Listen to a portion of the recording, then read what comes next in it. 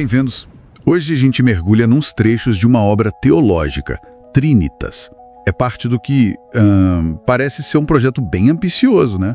Uma exalogia sobre teontologia, cristologia, enfim. Mas este primeiro volume que a gente tem aqui busca ser mais, digamos, acessível. Nossa ideia é destrinchar os argumentos principais que o texto levanta. E eles batem de frente com visões tradicionais, sabe? Principalmente a doutrina da Trindade. O material até menciona o efeito Dunning-Kruger, sugerindo que, talvez, quem defende a Trindade possa estar superestimando o quanto entende do assunto. É interessante.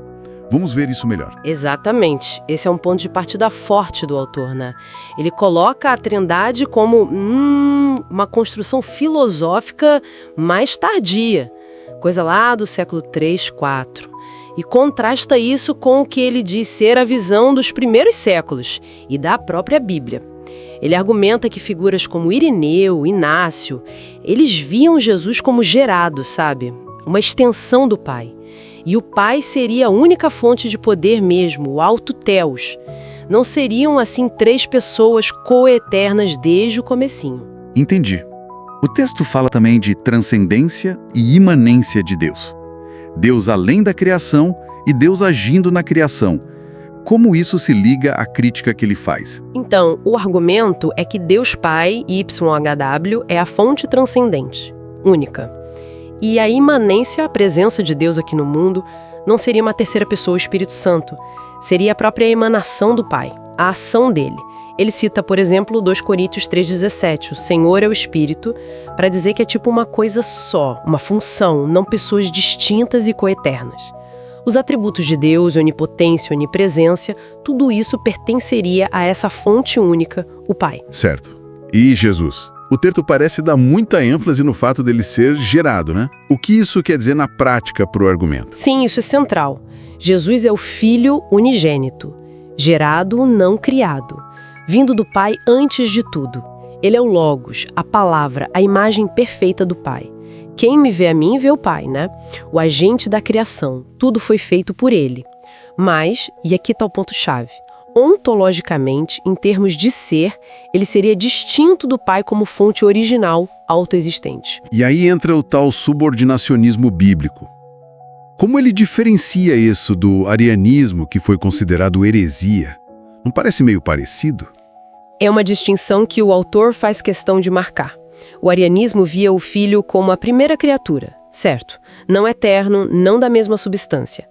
Já esse subordinacionismo bíblico, segundo o texto, diz que o Filho é divino sim, porque vem da essência do Pai, gerado, não criado, mas ele age em subordinação à fonte, ao Pai. As aparições do anjo do Senhor no Antigo Testamento, por exemplo, ele interpreta como o próprio Cristo pré-encarnado agindo em nome do Pai. Interessante. E a coisa fica mais complexa porque ele não critica só a Trindade. Critica o unicismo também, o modalismo. Aquela ideia de Pai, Filho e Espírito serem só modos diferentes de Deus aparecer. Por que criticar os dois? Olha, o argumento contra os dois é parecido. É que tanto a Trindade quanto o modalismo, na visão dele, acabam não respeitando a distinção pessoal clara entre o Pai e o Filho que estaria nas Escrituras.